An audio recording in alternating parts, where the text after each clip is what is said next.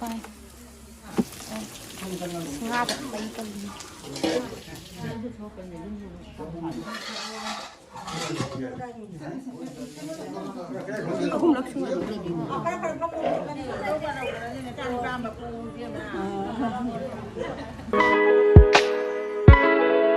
Hello mayam ngasi anawa video ama puraga lae ko ngasi video se mayam aigi thatre ki PijaPithak ki video ni mayam mama oi su sunai jorsale na hai ba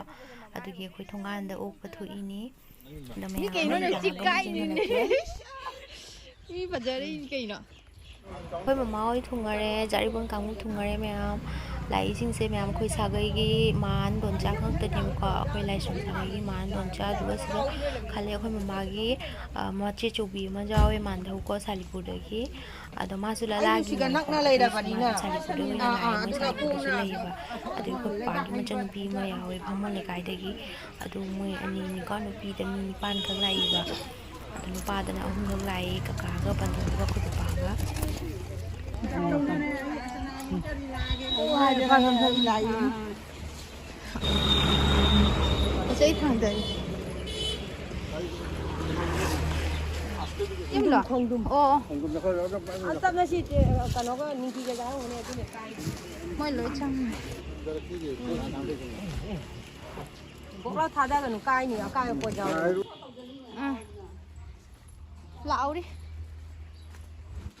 hấp Em sẽ không mà nó pro của tôi. Chỉ cái số khá lấy đấy, xong rồi tôi số lấy đấy tàu đi xe. 20 minutes later. Mẹ mới hồi gì phi lỗi hoàng đốt na đợt xong rồi tôi lỗi chuyện na hay là có trao thùng bự. Cái lúc mà làm cái tài mudi Mà đi chơi hai bảy trăm bao trong xí thì rất cái tôi mà khá giàu em trăm bao thì tôi rất ngang thế để hay vậy. Mẹ mà khôi mà nó pro của hay rú sinh đồ lại để cân là bởi vì cân lộc thổ mình nè bà có cái pro cái na lại đã hà nó cân là bởi vì na ado mama oi di cha nung thak tana moi loi sangoi de loi na chana mayam sis na phola ni mayam moi lak pa ka phola to le ba ko adu do sis se ai phola cha wai na ai gi sang pri ne ba sangoi de gi adu ai iti mung da sum cha re kai nei ti chakhum da ai thabak taw ri ba adu gi ra han cha wai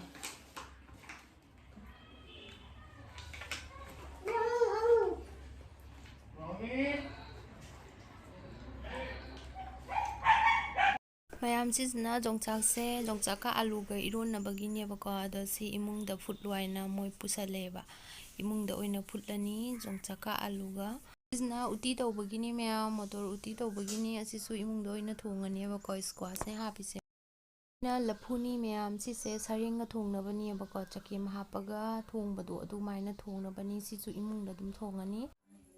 Kugar ani siga mayam amana jongchaka aluga iron bagi tuge amana motor uti tawna bagi motor fugat khare mama oina porok panga ne ba ko nga pai ga sarenga duga nga singa porei nga sem ne bami hai na tham ba go mayang pa ma kha nga jom nang pa ma adu su ko mama oina theng na la ko dagi ne nu pa do nang hodre ba du gi papa oina na se ni ji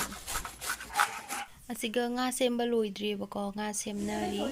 do sigadi cha sakoi sigadi mayam chak thong ka hongna gare theng ani aina nga su kala mai chang lang sem ga bisalak pa do ngau bhagot khare ba ko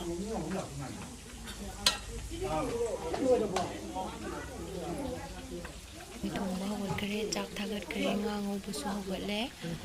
do ji nga su atai nga su tum tap tap tum si mi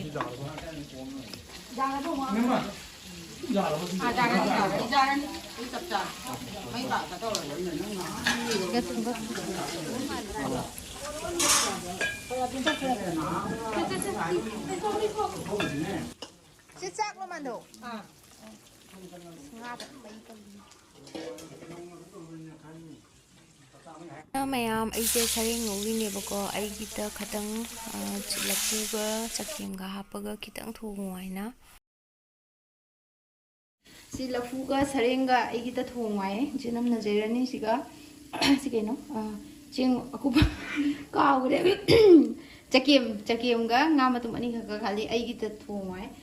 mandau phone do sina mayam akoi mandau se akoi khunda moi ge thokna ba kana no mam da nga hathang chang ge na ma se jak thonggat ba haura ga chakri ne ba ko pa amu lo shala phadi gom biro wai ꯑꯩꯁꯦ ꯐꯗꯤꯒꯣꯝ ꯂꯧꯕ ꯂꯥꯛꯏꯅꯦꯕꯀꯣ ꯎꯇꯤꯗ ꯍꯥꯞꯄꯒꯤ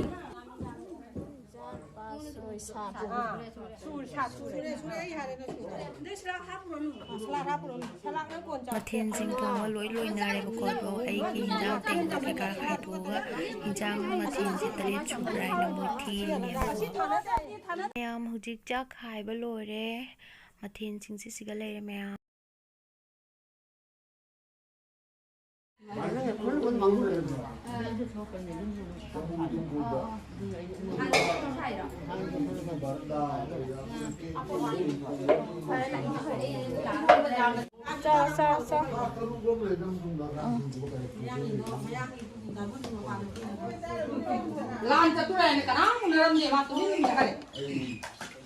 ꯒꯤ ꯃꯊꯦꯜꯁꯤꯡꯁꯦ ꯁꯤꯒ ꯂꯩꯔꯦ ꯂꯐꯨꯒ ꯁꯔꯦꯡ ꯊꯣꯡꯕꯗꯣ ꯁꯤꯒ ꯂꯩꯔꯦ ꯁꯤꯅ ꯎꯇꯤ ꯊꯣꯡꯕ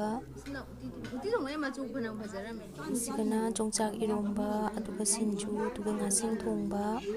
ꯑꯗꯨ ꯁꯤꯒꯅ ꯉꯥ ꯊꯥꯎ ꯉꯧꯕ ꯑꯗꯨꯒ ꯁꯤꯒꯅ ꯉꯄꯥꯏ ꯊꯣꯡꯕ ꯑꯗꯨꯒ ꯁꯤꯒ ꯁꯂꯥꯠ ꯂꯩꯔꯦ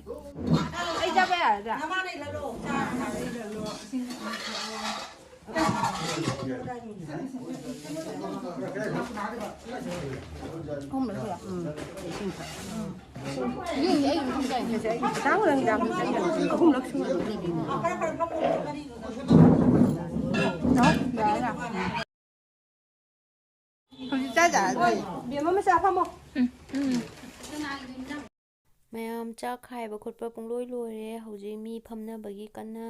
ꯂꯥꯡꯅꯔꯤꯑꯕꯀꯣ ꯄꯄꯥ ꯍꯣꯏꯁꯨ ꯐꯝꯃꯣ ꯈꯣꯠꯂꯣ ꯍꯥꯏꯅ ꯍꯥꯏꯅꯔꯤ ꯑꯗꯣ ꯑꯩꯈꯣꯏ ꯄꯨꯂꯞꯅ ꯃꯤ ꯑꯗꯨꯝ 13 19 ꯑꯣꯏꯌꯦꯕꯀꯣ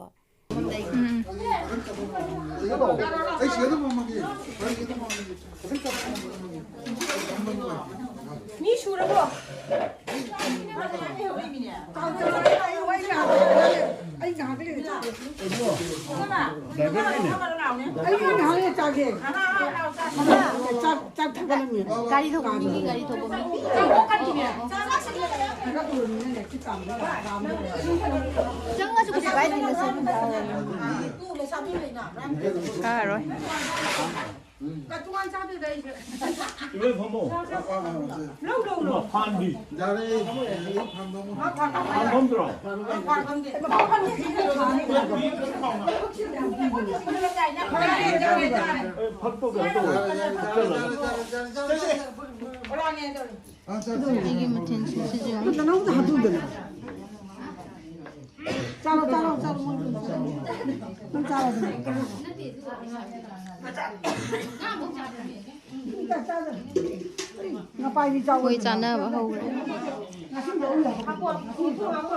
ꯃꯌꯥꯝ ꯂꯣꯏꯅ ꯆꯥꯛ ꯆꯥꯕ ꯍꯧꯅꯔꯦ ꯍꯧꯖꯤꯛ ꯃꯌꯥꯝ ꯍꯧꯖꯤꯛ ꯃꯤ ꯂꯣꯏꯅ ꯇꯣꯛꯅꯔꯦ ꯑꯗꯣ ꯃꯤ ꯑꯃꯅꯤ ꯈꯛꯇ ꯉꯥꯏꯔꯦꯕ ꯃꯃꯥꯒ ꯑꯩꯒ ꯑꯩꯈꯣꯏ ꯃꯤ ꯈꯔ ꯑꯩꯒꯤꯁꯨ ꯍꯤꯟꯖꯥꯡ ꯃꯌꯥꯝ ꯂꯦꯝꯃꯦ ꯃꯤꯁꯇꯤꯁꯨ ꯆꯥꯊꯣꯛꯑꯦ 1 hour later. ꯃꯌꯥꯝ ꯁꯤꯁꯤꯡꯁꯦ ꯃꯣꯏ ꯍꯥꯞꯅꯕꯅꯦꯕꯀꯣ ꯃꯣꯝꯄꯥꯛꯐꯤꯗꯛ ꯉꯥꯛꯇꯅꯤ ꯑꯗꯣ ꯅꯨꯄꯥ 3 ꯌꯥꯎꯔꯛꯄꯗꯨꯅ ꯑꯁꯤ ꯈꯨꯗꯩ 3ꯁꯦ ꯍꯥꯞꯇꯣꯏꯅꯦꯕꯀꯣ ꯃꯣꯏ ꯆꯥꯛ ꯇꯣꯛꯅꯔꯛꯄꯒꯤ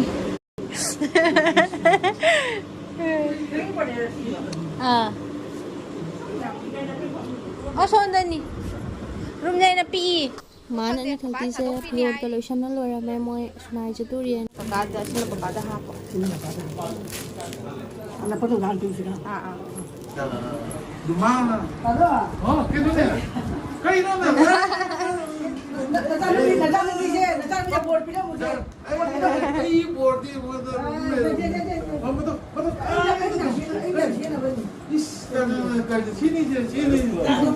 Is kaka kayo ni.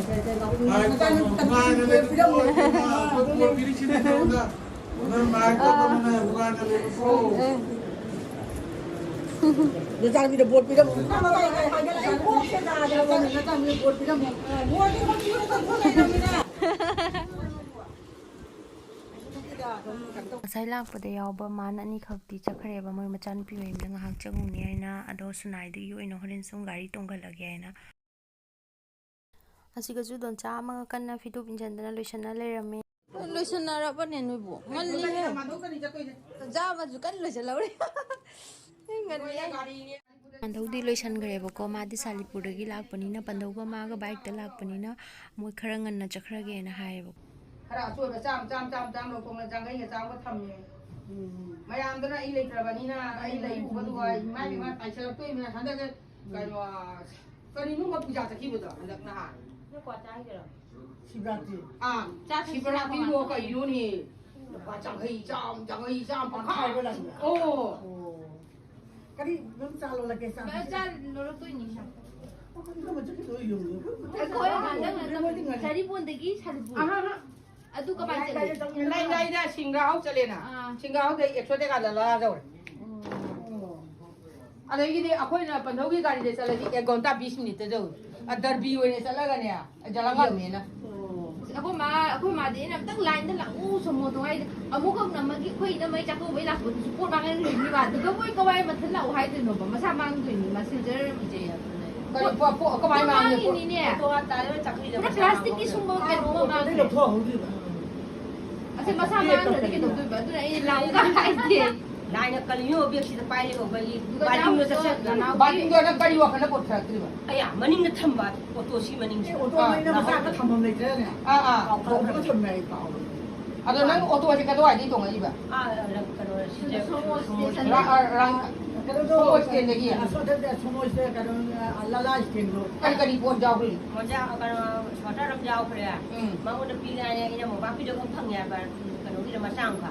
ri ku pi do pa chocolate ke ma ko ko he ဒီနောက်ကူတာဆိုတယ် Ini jadi dia punya thamam ni. Mata mai ni ku jare ဒီအပယ်ဆူကြောက်ရဲချောကလက်ဆူကြောက်ရဲမှာဆို ko li la ni ဒီအိဘယ်မှာလည်းတော့ကဟိုင်းဒီမန်းခေါ်ရန်ခိုင်စကနာတီတဲ့ပါ ni ba ko to no ဒီ cha နေ့ပစာတင်ကဆူဖလာရပ်တဲ့ညမှာလိုက်စီ ma ba ya ta lai ဒီနောက်နဲ့ဆံရကနောက်ကလာတယ်လိုက် kai no nang na kana tau ri ni ne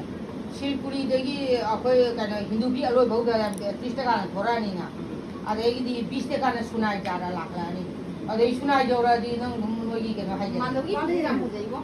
ဟုတ်ဒီရမ်းလေးမီ ama tadi ama hadak ma na kana tau ri ဟော wa ni mo ta ko da ba ko ni do ama jil lo chan kare ဒီနေ့တော့ကြားလို့ချင်လို့လေဒီ Wali.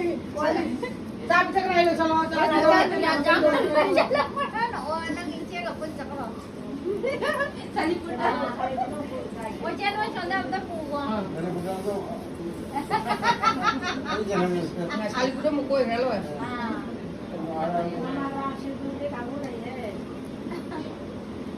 ม่ใช่ด้วยจิกว่าสมบัติหรอก Kalau ꯃꯌꯥꯝ ꯑꯩꯈꯣꯏꯁꯦ ꯆꯥꯛꯈꯨꯝꯗ ꯆꯪꯉꯩ ꯃꯥꯟꯗꯧꯁꯦ ꯆꯠꯇꯣꯔꯦ ꯑꯗꯨꯗꯨꯒꯤ ꯀꯔꯤ ꯀꯔꯤ ꯍꯥꯞꯄꯤꯕ ꯖꯥꯕ ꯍꯥꯏꯅ ꯑꯗꯨꯗꯨꯒꯤ ꯌꯦꯡꯉꯝꯃꯤꯅꯦꯕꯀꯣ ꯃꯥꯟꯗꯧꯗꯨꯁꯨ ꯃꯤꯁꯇꯤ ꯀꯩꯀꯥ ꯈꯔ ꯑꯆꯥꯄꯣꯠ ꯈꯔ ꯍꯥꯞꯄꯤꯈꯤꯒꯦ ꯍꯥꯏꯅ ꯑꯗꯣ ꯍꯥꯞꯄꯤꯒꯦꯕꯀꯣ ꯍꯤꯟꯖꯥꯡ ꯅꯥꯄꯤ ꯀꯩ ꯈꯔ ꯍꯥꯞꯄꯤꯈꯤꯕ ꯑꯗꯨ ꯃꯥꯅ ꯍꯥꯞꯄꯒ ꯄꯨꯊꯣꯛꯈ꯭ꯔꯦꯕꯀꯣ ꯑꯩ ꯚꯤꯗꯤꯑꯣ ꯀꯥꯞꯍꯧꯗ꯭ꯔꯦ ꯑꯗꯣ ꯃꯤꯁꯇꯤ ꯀꯩꯀꯥꯁꯦ ꯍꯥꯞꯇꯣꯏꯅꯦꯕ ꯃꯥꯟꯗꯧꯗ ꯑꯗꯨꯗꯨꯒꯤ ꯌꯦꯡꯉꯝꯃꯤꯅꯤ ꯀꯔꯤ ꯀꯔꯤꯅꯣ ꯍꯥꯡꯗꯣꯛꯑꯒ ꯉꯁꯥꯏ ꯃꯥꯟꯗꯧꯅꯁꯨ ꯃꯤꯁꯇꯤ ꯀꯩꯀꯥ ꯄꯨꯔꯛꯑꯦꯕꯀꯣ 20 minutes later. Pandau le hore. Hoine. Oi. Salipur pandau chaki dore ne. Salipur pandau chaki dore. Tang khura mara tum le mi jong. Ngai tu mi ba. Pandau tu chukro. Nang dai control to kom na nang masa sam to akoi babu ni pakja sa babu haji dai control to na masa pa no no ꯅꯪꯁꯤꯒ ꯑꯩꯈꯣꯏ ꯃꯃꯥꯁꯨ ꯂꯣꯏꯁꯟꯈꯔꯦ ꯃꯣꯏꯁꯨ ꯊꯦꯡꯉꯦ ꯆꯠꯂꯒꯦ ꯍꯥꯏꯅꯀꯣ ꯑꯩꯈꯣꯏ ꯃꯥ ꯂꯣꯏꯁꯟꯕ ꯍꯧꯔꯦ ꯃꯌꯥꯝ ꯑꯁꯤꯁꯤꯅ ꯑꯩꯈꯣꯏ ꯃꯃꯥ ꯍꯣꯏ ꯍꯟꯕꯗ ꯍꯥꯞꯄꯤꯅꯦꯕꯀꯣ ꯑꯩꯈꯣꯏꯁꯨ ꯉꯁꯥꯏ ꯄꯣꯠ ꯆꯩ ꯈꯔ ꯂꯩꯁꯜꯂꯒ ꯁꯨꯝ ꯊꯝꯃꯦꯕ ꯃꯃꯥ ꯍꯣꯏꯗ ꯍꯥꯞꯅꯕꯅꯤ ꯍꯥꯏꯅ ꯆꯪꯒꯅꯤ ꯇꯞ ꯇꯞ ꯑꯗꯨꯝ ꯍꯥꯞ ꯁꯤꯃ ꯑꯩꯈꯣꯏ ꯅꯤꯅꯦꯗ ꯍꯥꯞꯄꯤꯔꯦ ꯚꯥꯃꯣꯟ ꯂꯩꯀꯥꯏ ꯑꯩꯈꯣꯏ ꯅꯤꯅꯦꯁꯤꯅ ꯅꯤꯅꯦꯗ ꯁꯦꯟꯗꯣ ꯆꯥꯝꯃꯅꯤ ꯁꯪꯕꯤꯗ ꯃꯣꯏꯅꯤ ꯍꯧꯖꯤꯛꯇ ꯍꯜꯂꯛꯏꯕ ꯃꯆꯥꯅꯨꯄꯤ ꯃꯌꯥꯝ ꯆꯠꯂꯨꯕꯒꯤ ꯅꯤꯅꯦ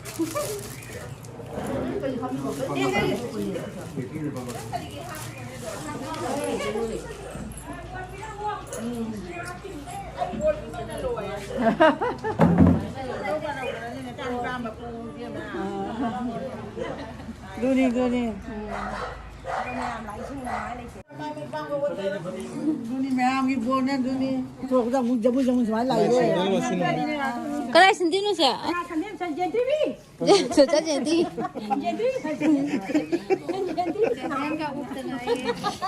पूरा बहुत जा जरा पूरे पूरे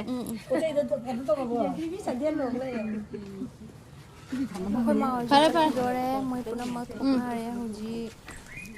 ꯃꯃꯥ ꯍꯣꯏꯁꯨ ꯇꯦꯛꯈꯤꯗꯣꯔꯦ ꯑꯅꯤꯈꯛꯇꯤ ꯃꯥꯅ ꯑꯅꯤꯕꯨꯗꯤ ꯁꯨꯅꯥꯏꯗꯒꯤ ꯑꯣꯏꯅ ꯇꯣꯡꯉꯅꯤꯕ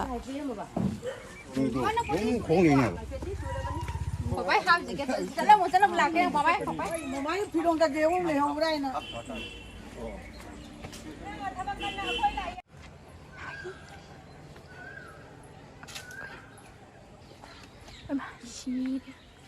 mati kapi dah son dah kap Ra cái tông ra thôi. Leo leo. lah tu orang ya tu ada wali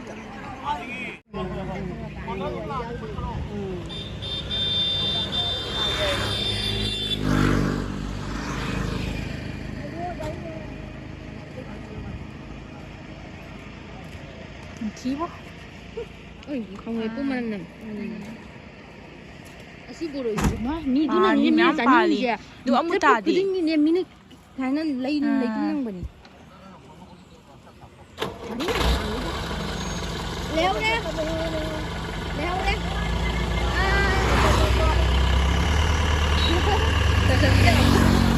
leo nè leo nè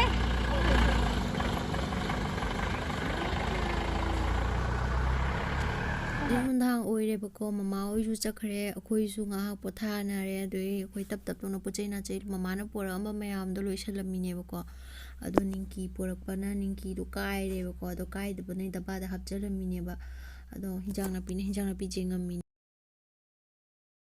ꯁꯤꯁꯦ ꯉꯁꯥꯏꯒꯤ ꯂꯦꯝꯍꯧꯕ ꯃꯃꯥꯅ ꯄꯣꯔꯛꯑꯝꯕ ꯑꯗꯩ ꯂꯦꯝꯍꯧꯕ ꯀꯔꯤ ꯀꯔꯥꯅꯦꯕꯀꯣ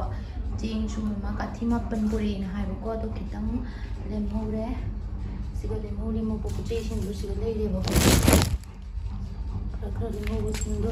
ꯁꯤꯁꯤꯅ ꯖꯦꯔꯨꯝ ꯄꯨꯔꯛꯏꯅꯦꯕꯀꯣ ꯑꯩꯈꯣꯏꯒꯤ ꯂꯣꯀꯦꯜꯒꯤ ꯖꯦꯔꯨꯝꯅꯦꯕꯀꯣ ꯑꯗꯣ ꯈꯪꯒꯨꯞꯀꯤ ꯕꯣꯛꯁꯁꯤꯒ ꯍꯥꯞꯆꯤꯜꯂꯒ ꯀꯥꯏꯗꯅ ꯖꯦꯔꯨꯝꯁꯦ ꯁꯨꯃꯥꯏꯅ ꯍꯥꯞꯄꯒ ꯄꯨꯔꯛꯑꯦ ꯃꯃꯥꯅ ꯂꯣꯀꯦꯜꯒꯤ ꯉꯥꯛꯇꯅꯦꯕꯀꯣ ꯖꯦꯔꯨꯝꯁꯦ ꯂꯧꯊꯣꯛꯈꯤꯒꯦ ꯖꯦꯔꯨꯝꯁꯦ ꯃꯌꯥꯝ ꯄꯨꯕꯤꯔꯛꯑꯦ ꯃꯅꯨꯡꯗꯁꯨ ꯃꯌꯥꯝ ꯌꯥꯎꯔꯤꯅꯦ ꯑꯩꯒꯤ ꯀꯌꯥꯅ ꯂꯣꯀꯦꯜꯒꯤꯁꯦ ꯂꯧꯊꯣꯛꯑꯒꯦ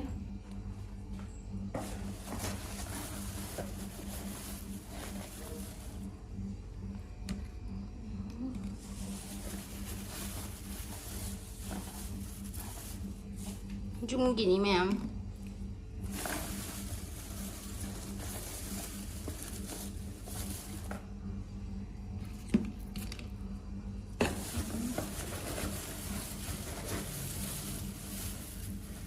ꯒꯥꯔꯤꯗ ꯄꯨꯔꯛꯄꯗꯣ ꯀꯥꯏꯗꯅꯕ ꯑꯩꯅ ꯇꯧꯔꯤꯅꯦꯕꯀꯣ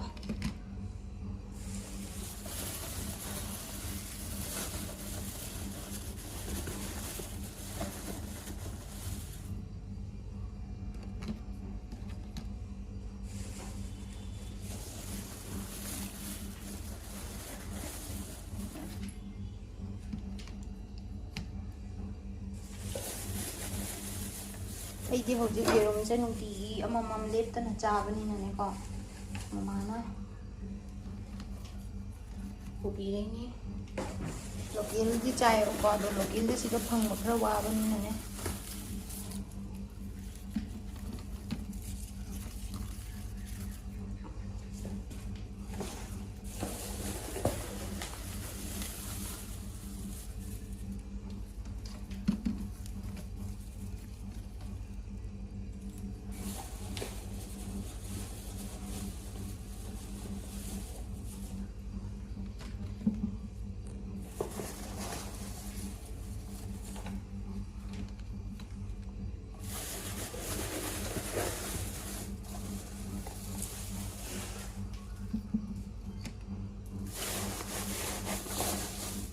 ꯌꯥꯎꯗ꯭ꯔꯦ ꯌꯥꯝ ꯐꯖꯅ ꯇꯧꯕꯤꯔꯦ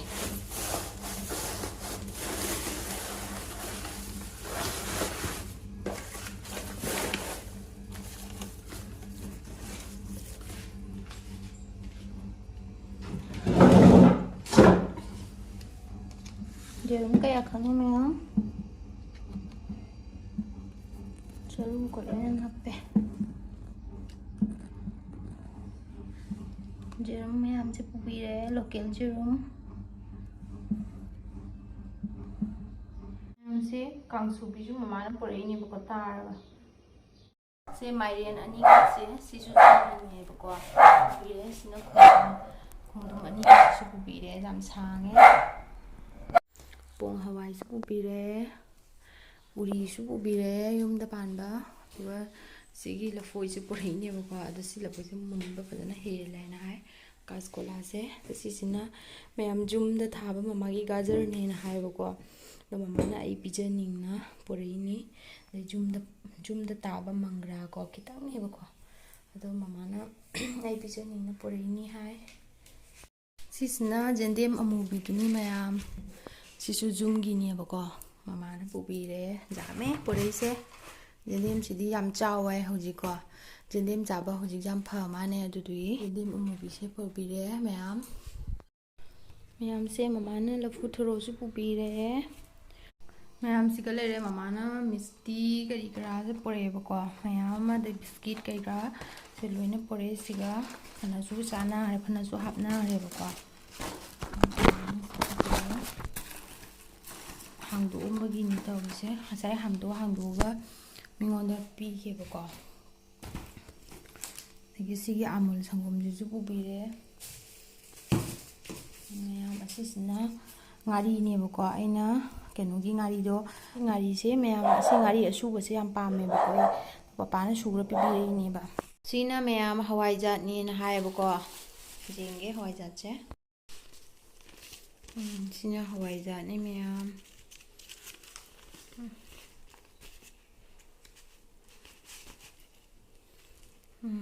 hawai jat chu pubire mama na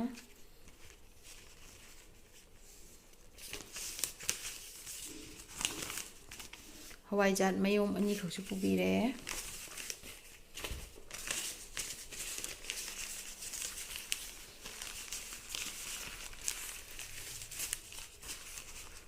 hojikna koi sandagi cha thaknaramine bako mama na ngasai singra chu poreba singra do mayam poreba ko ado marak ta su singra cha thakpada su pija khare ado video kamta nam haude mayam aina cha honaring da video ga namba kauna ko adogi sigi singra khara lemhodo khoina mo hojik cha ga to thaktuine bako manaw baga sananu su kauraga khoi punna cha thaksi lawaina kauraga du bai tuna akhoi cricket jeng na tawna cha tha amine bako ado mayam aigi video sidi matang si loisilage ko ya mama hoi su jumda thungre na haire bako ado mayam mathangi video da unarasi bye bye